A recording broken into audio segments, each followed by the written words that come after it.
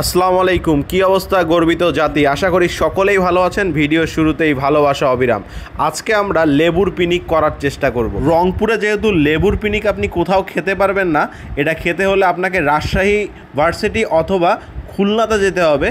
তাই আমরা বাসায় লেবুর পিনিক করার চেষ্টা করব।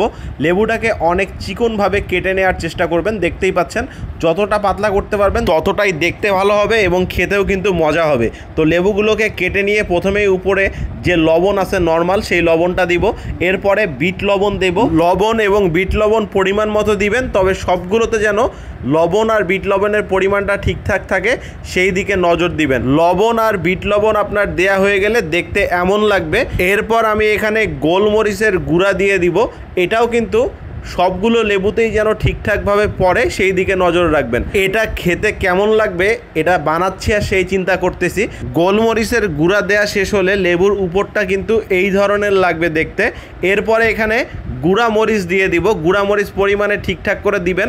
আমি দিতে যে একটু বেশি করে ফেলছি। এরপরে উপরে পরিমাণ মতো সরিষার তেল দিয়ে দিবেন।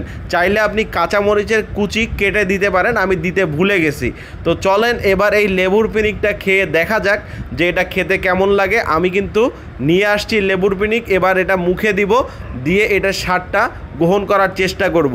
প্রথমে যখন মুখে দিয়ে কামড় দিছি আমার কাছে প্রচণ্ড পরিমাণে টক লাগছে, আর লেবুর ছালটা যেহেতু ছিল এই লেবুর ছালের জন্য একটা তিতা তিতা ফ্লেভারও কিন্তু লাগে। পাশাপাশি লবণ বিট লবণ এগুলো তো আছেই, এটার একটা স্বাদ আছে। আর যেহেতু এখানে আমি গুঁড়া মরিচ দিয়েছি সেটারও কিন্তু একটা স্বাদ আছে, যে কারণে এটা একটু স্পাইসি লাগতেছে। আরেকটা মুখে দেই। সব মিলে মুখে দেওয়াতে যে জিনিসটা মনে হয়েছে সবগুলো মিলে একটা খুব অসাধারণ কম্বিনেশন কিন্তু তৈরি হয়েছে, আর মুখের মধ্যে সেই রকম একটা স্বাদও কিন্তু লাগতেছে। তো আপনারা যদি পিনিক করতে চান এই লেবুর পিনিক দিয়ে, তাহলে আজকেই বাসায় বানায় কিন্তু ট্রাই করতে পারেন। আর যে জিনিসগুলো এখানে লাগতেছে সবগুলোই সহজলভ্য। তো আমি মনে করি আপনারা খাওয়ার পরে আপনাদের কাছে কেমন লাগবে সে বিষয়টাও এই কমেন্ট বক্সে জানাবেন।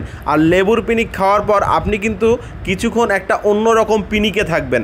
আজকে এ পর্যন্তই। আল্লাহ হাফেজ। আসসালামু আলাইকুম।